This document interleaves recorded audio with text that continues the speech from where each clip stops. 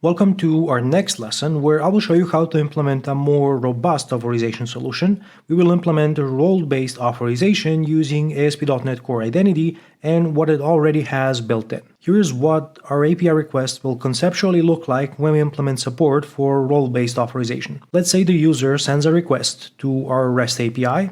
We first check if the user is authenticated. If they are not, we return a 401 unauthorized response. If they are authenticated, then we proceed to check the roles claim, which we are going to add as part of this lesson. And based on the user's role, we can determine the level of access that they should have to a particular API endpoint. Let's say if they are an admin user, then they have unrestricted access to all of the endpoints in our application. If they are a member, then they will have just standard access, and we can decide for individual resources if we should give them access or not. And if they don't have any role, then we will just deny them access and return 403 forbidden. Using roles also opens up some interesting possibilities when it comes to hypermedia. If we have a complex access management system with many roles, we can even implement dynamic behavior where we determine what are the hypermedia links that we return in our representations based on the user's role. So some roles will have more hypermedia links included than others, and this is how we could control behavior based on the user's role. Now that's enough theory. Let's jump into the code and see how we can implement this.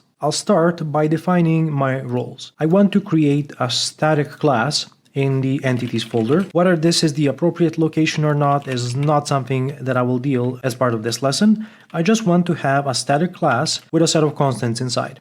And I want to have an admin role, and I also want to define a member role. Instead of hard coding them, I can also use the nameOf operator to specify the correct role name. So these will be my roles. Then the next thing is how I'm going to create them. Because I'm already using ASP.NET Core Identity, it supports the concept of roles for access management. So I'm going to leverage this, and I'll open up my database extensions class, and here I will drop in a new method. This method will seed some initial data that I need for my application. And what I want to do here is resolve a role manager. This is a type from ASP.NET Core Identity, and it will allow me to create my roles if they don't exist. So that's what I'm doing here. I'm checking if the role doesn't exist, then go ahead and create a new identity role with this name. And I'm creating the member and the admin roles, which I defined as my constants. So now I need to call this when the application starts. For example, let's do this right after applying our migrations. I will say seed initial data async. Now this is appropriate for local development. When running this in production, I suggest creating some SQL scripts that allow you to seed the initial data. I will close this down. And then let's consider what else we need to support this. I need to go to my token provider and figure out a way to include the user's roles as part of the claims on the JSON Web Token. So in the token request, I'm going to add another property which will be required, and it will be an IEnumerable of string, and this is going to represent my roles. So then I want to use this when generating the access token to append some additional claims. And this is a new syntax that you can use with C# collection expressions to concatenate a collection to the collection that we are already initializing. So I can say token request, roles, and then select. And for each role, we want to create a new claim. Here I will specify claim types, and then role, and pass in my role name. So this will include the user's roles as part of the claims. Now all we need is to actually assign the roles to the user. For this, we will go to the auth controller, and we have to fix a couple of errors. Because our roles are now required in the token request, we know where we need to make the appropriate updates. Now let's go one endpoint at a time. First, I want to focus on user registration. After I've registered the user, I need to assign them to the respective role. And I can use the user manager to call the add-to-role async method, pass in the identity user and the name of the role which I want to assign the user to. So this will be my member role. Now this can also return an identity result. So let's call it add-to-role result. And at this point, we may rename the original one to create user result. I want to do the same check here. So I will copy the check from above and just paste the correct result type to use when returning a 400 bad request. So if we aren't able to add the user to the role, we will return a problem details response. At this point, I know what to provide as the argument here.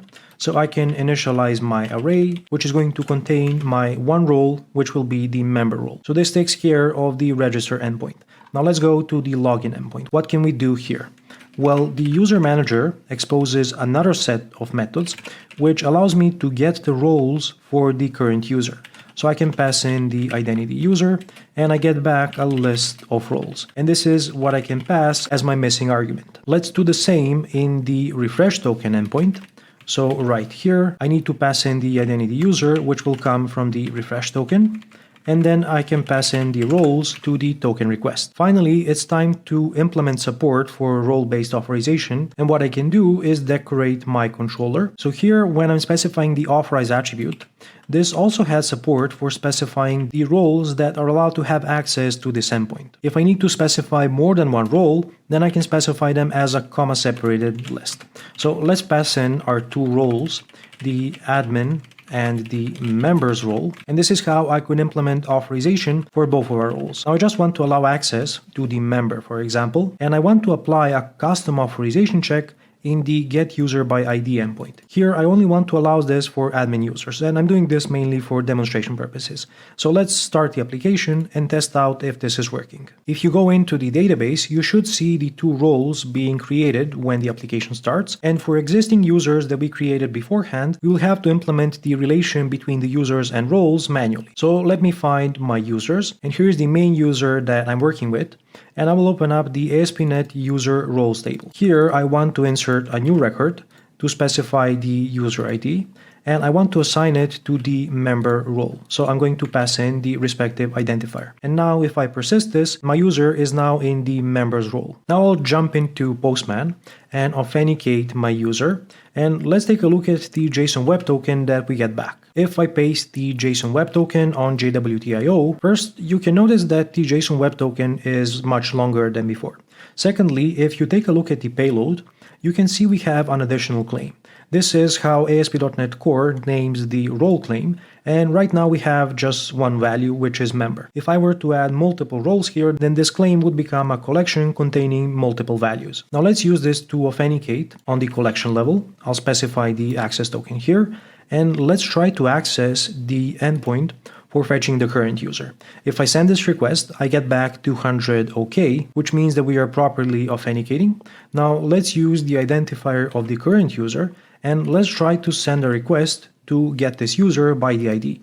And this time we are getting back a 403 forbidden response because this endpoint is only allowed for users in the admin role. So this is our role-based authorization working to protect our REST API. Now I also want to show you what happens when I try to authenticate as my second user who doesn't have any roles. So let's use this access token, specify it here, and if I try to get the current user, I'm getting back 403 forbidden because I'm requiring anyone who accesses the user's controller to be at least in the member role, and my current user doesn't have any role. So I'm getting back 403 forbidden, and this is yet another example of how role-based authorization is protecting my resources. I'm going to leave this here as an example, and let's update our other controllers to support role-based authorization. So I want all of them to allow access to users in the members role. So I will update the respective authorized attributes. Now, if you want to use the user's roles to customize the hypermedia responses that you are returning from the API, you can easily check which roles the current user is in by accessing the claims principal, which has an isInRole method. And here you can pass in the role that you want to check,